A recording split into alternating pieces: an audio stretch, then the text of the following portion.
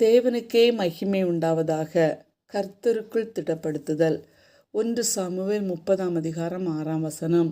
தாவீது தன் தேவனாகிய கர்த்தருக்குள்ளே தன்னை திடப்படுத்தி கொண்டான். அமலேக்கியர் சிக்லாகை கொள்ளையடித்து அதை அக்கினியால் சுட்டரித்து அங்கிருந்த ஸ்திரீகளாகிய சிறியவர்களையும் பெரியவர்களையும் சிறைபிடித்து ஒருவரையும் கொன்று போடாமல் அவர்களை பிடித்து கொண்டு தங்கள் வழியே போய்விட்டார்கள்.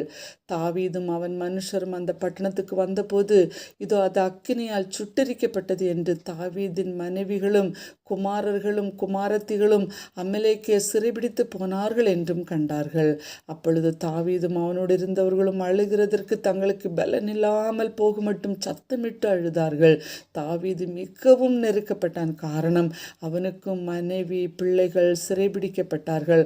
அவனோடு இருந்த அத்தனை பேரின் மனைவி பிள்ளைகளும் சிறைபிடிக்கப்பட்டதால் அனைவரும் தாவீதை கல்லறிந்து கொல்ல வேண்டும் என்று எத்தனித்தனர். எப்பக்கமும் நெருக்கப்படும் நிலை. ஆனால் வசனம் கூறுகிறது, தாவீது தன் தேவனாகிய கர்த்தருக்குள்ளே தன்னை திடப்படுத்தி கொண்டாராம். எவ்வளவாய் கர்த்தர் மேல் நம்பிக்கை தாவீது வைத்திருந்தார் என்பதை அறிந்து கொள்ள முடிகிறது. இதை தான் பவுல் கூறுகிறார், பலப்படுத்துகிற கிறிஸ்துனாலே எல்லாவற்றையும் செய்ய எனக்கு பலனுண்டு. அவரது நம்பிக்கை வீண் போகவில்லை. கடவுள் கூறுகிறார், என் கிருபை உனக்கு போதும், பலவீனத்தில் என் பலன் பூரணமாய் விளங்கும் என்று கூறுகிறார்.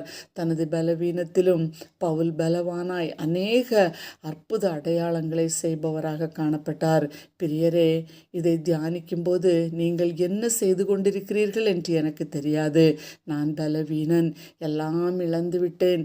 என்னை சூழ்ந்திருக்கிறவர்கள் என்னை துன்புறுத்தி கொண்டே இருக்கிறார்கள். இழிவான சாபமான வார்த்தைகளை கூறி மிகவும் துக்கத்துடன் நெருக்கப்படுகிறேன் என்று நினைக்கிறீர்களா? தாவீதை போல பவுலை போல கூற முடியுமா? எல்லா பாரங்களிலும் ஆண்டவருக்குள் என்னை திடப்படுத்தி கொண்டு சந்தோஷமாக தொடர்கிறேன் என்று கூறுவோமா? தாவீது எல்லாவற்றையும் திரும்ப பெற்றுக்கொண்டான். நாமும் திரும்ப பெற்றுக்கொள்ள ஆறுதலின் ஆண்டவர் நம் அருகில் இருக்கிறார். ஒப்பு கொடுப்போமா? ஆமேன். அன்புள்ள இயேசு சுவாமி, இந்த நல்ல நாளுக்காக உமக்கு நன்றி. நாங்கள் பலவித சோதனைகளினால் நெருக்கப்படும் பொழுது உம்முக்குள் நாங்கள் எங்களை திடப்படுத்திக் கொள்ள உதவி செய்யும். இயேசுவின் நாமத்தில் பிதாவே, ஆமேன்.